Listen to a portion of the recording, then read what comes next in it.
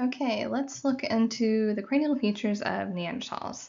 So in general, the Neanderthal cranium is large, long, and low with an occipital bun. All of these characteristics would be compared to anatomically modern humans. So, well, the first one is compared to anatomically modern humans, the cranium is large, long, and low with an occipital bun. But compared to Homo erectus, there's more of a forehead. The forehead is more vertical. Compared to an anatomically modern human, the forehead is much lower. So you have to be aware when looking at these characteristics what we're comparing to. The brow ridges are arched rather than straight, and the face projects distinctly forward. So there's an image on the next slide I will show you. So we're seeing the large nasal opening, the large infraorbital foramen, prominent large nasal bones, and then here we're seeing a low forehead that would be compared to anatomically modern humans.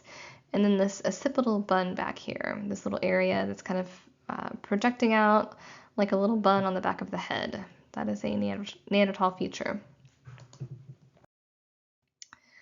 The Neanderthal body, or postcranial skeleton, shows robusticity with large muscle attachments, short limbs. The leg ratios are short, the body trunks are wide, and these are thought to be adaptations to cold in more northern latitudes such as Europe and Central Asia. One of the most important Neanderthal discoveries was made in 1908 at La Chapelle in southern France. La Chapelle is often depicted as a typical Neanderthal, when in fact he is extremely robust, even for a Neanderthal. The skull of this male, who was at least 40 years of age when he died, is very large, with a cranial capacity of 1,600 cubic centimeters.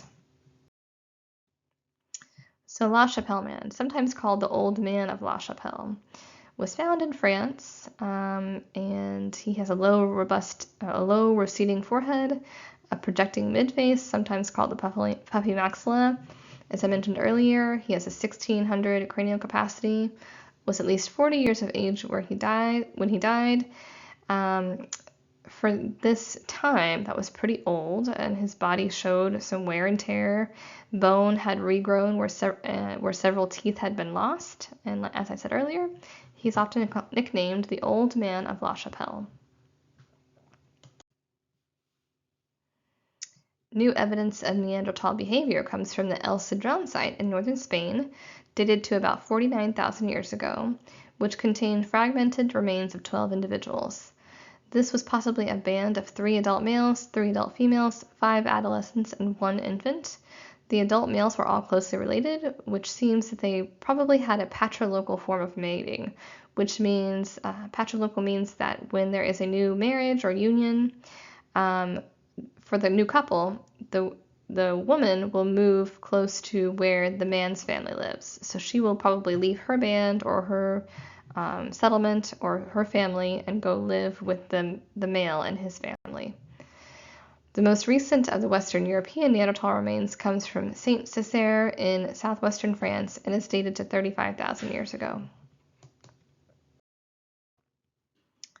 Central Europe is a region with a number of important Neanderthal sites. Krapina, Croatia has a site dating to the last interglacial, with the earliest intentional burials and perhaps the earliest appearance of classic Neanderthal features.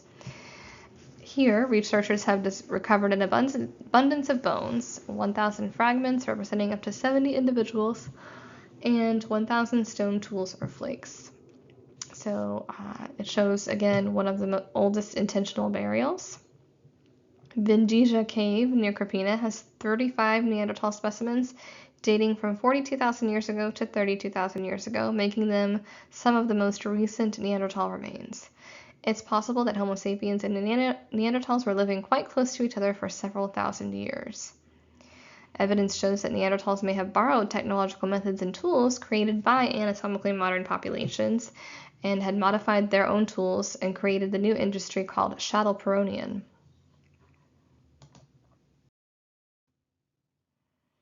Western Asia is another region with a number of important Neanderthal sites.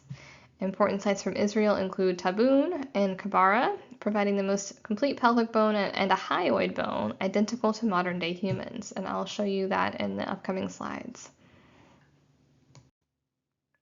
Here's a Shanidar specimen, the skeleton of a 30 to 45-year-old male who has a healed fracture on the left side of the head, a withered right arm and shoulder.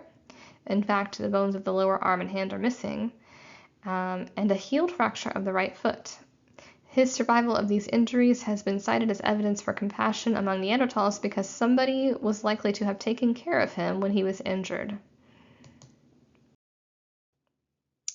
In Central Asia, in Uzbekistan, the site of Teshik Tash has the remains of a Neanderthal child associated with tools of the Mousterian tool industry, suggesting that this species had dispersed a long way into Asia. New finds in molecular evaluation have provided crucial evidence that Neanderthals extended their geographical range far into Central Asia and even farther east. So here is a great map showing many of these Neanderthal sites. We used to say that Neanderthals lived in Ice Age Europe and the Middle East. But we can see with the Teshik Tash site I mentioned earlier, that range has been expanded even further east than it had been before. So that is just something interesting to keep in mind, as this is as far as our current knowledge or the current sites tell us was the range of Neanderthals.